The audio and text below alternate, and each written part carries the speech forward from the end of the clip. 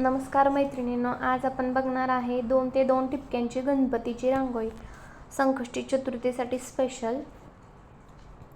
अशी एक लाईन काढून घ्या, त्यावरती 3 अर्धगोल काढून घ्या व्हिडिओमध्ये दाखवल्याप्रमाणे।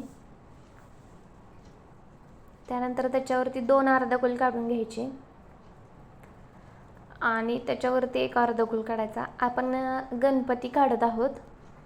हे बघा, व्हिडिओमध्ये दाखवल्याप्रमाणे तुम्ही असं गणपतीच्या सोंड्याचा आकार करून घ्या।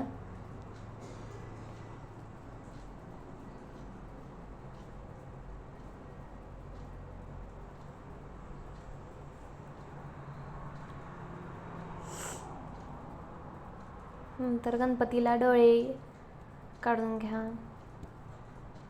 बघा, आपल्या गणपतीची मूर्ती तयार आहे। त्याला थोडासा टिक्का काढून घ्या, त्याचा मुकुट काढून घ्या। बघा, छान असा आपला गणपती काढून तयार आहे। आता आपण 2 ते 2 टिपक्यांमध्ये रांगोळी काढत आहे। अतिशय सोपी आणि सुंदर रांगोळी आहे। ज्याला रांगोळी काढताही येत नाही त्याच्यासाठी ही सोपी आणि सुंदर रांगोळी आहे। नंतर आपण त्याच्यावरती ते 2 ते 2 टिपके जोडून चौकोन करून घेऊन त्या चौकोनाबाहेर अशी एक मोठी, त्याच्यानंतर थोडी छोटी छोटी अशा 5 लाईन काढून घेणार आहोत। चारही बाजूने आपण तशाच लाईन काढून घ्यायच्या। नंतर ते लाईन अशा स्क्वेअरमध्ये जोडून घ्यायच्या। आपल्या चारही बाजूच्या लाईन अशा जोडून घ्यायच्या आहेत।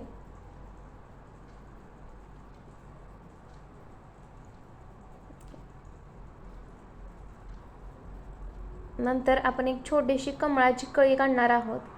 व्हिडिओमध्ये दाखवल्याप्रमाणे अशा कमळाच्या कड्या चारही बाजूला काढून घ्यायच्या।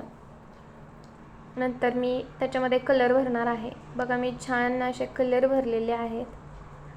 खूप आपली अशी अट्रॅक्टिव्ह आणि सुंदर रांगोळी दिसत आहे।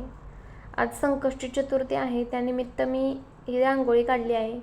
बघा, आपले गणपती बाप्पा हे किती सुंदर दिसत आहेत आणि अट्रॅक्टिव्ह कलर असल्यामुळे रांगोळी खूप खुलून दिसते।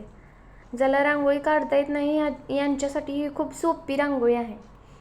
तुम्ही माझा व्हिडिओ स्टेप बाय स्टेप जर फॉलो केला आणि स्किप न करता बघितला तर तुम्हालाही अशी सुंदर रांगोळी काढता येईल। त्यानंतर मी जास्वंदीची फुलं आणलेली, गणपती बाप्पांना जास्वंदीची फुलं खूप आवडतात म्हणून मी थोडंसं कडाने असं जास्वंदीच्या फुलांचं डेकोरेशन केलं आहे। तुम्हाला व्हिडिओ आवडला असेल तर लाईक करा आणि माझ्या यूट्यूब चॅनलला सबस्क्राईब करा। धन्यवाद।